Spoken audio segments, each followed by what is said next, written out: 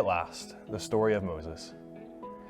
Abraham had a son named Isaac, and Isaac had a son named Jacob, and Jacob had a son named Joseph, who saved God's people from famine by bringing them to Egypt. When the famine was over, Joseph and his brothers didn't follow God out of Egypt. Neither did their children, or their children's children, or their children's children's children. And even though God's family was now bigger than ever, they were about to be in trouble because a new king began to rule in Egypt. The king was very mean to God's people. He made them his slaves. All day long they worked. They didn't get snack breaks, or time to play, or anything. God's people felt alone and crushed. So they cried out to God, "Where are you? We need you." God heard their cries. God saw their trouble, and God's heart was breaking over all of it, especially how God's people felt all alone. He would find a way to be with them again. God picked a man named Moses to rescue his people. Moses knew all about their slavery, but he had tried to rescue God's people once before, and it hadn't worked, so he had given up. Now he was out in the wilderness, watching sheep instead. Until one day he walked by a bush. Not any old bush, mind you, but a bush that was on fire and didn't burn up. When Moses got closer, God started talking to him. "I know my people are suffering and alone," he said. "I hear their cries, I see their chains. Their slavery ends now." Moses thought that was good news, but he wasn't sure what he had to do with it. Then God said, "Moses, you are going to be the one to tell Pharaoh, the king of Egypt. You're going to say, 'Let my people go.'" Moses was scared. Pharaoh could hurt him, even kill him.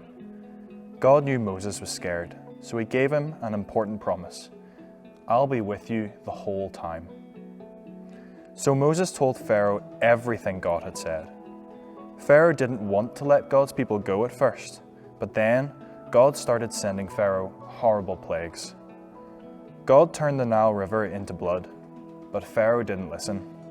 So God sent more plagues. He made frogs cover the land. After that, he sent gnats to cover the frogs. And after that, sickness and horrible boils and huge hailstones and a storm of locusts. Then a terrible darkness all day long. And still, Pharaoh didn't listen. God used Moses to warn Pharaoh about the last plague. Let God's people go, or the firstborn son in every family will die. God also used Moses to warn God's people. Listen closely. Every family needs to take a lamb, kill it, and put its blood on your doorsteps. That way, when God visits tonight, he'll see the blood and pass over your house. Sure enough, that night, many people died, including Pharaoh's own son. Finally, Pharaoh told God's people, "You aren't my slaves anymore, go." God's people were free at last.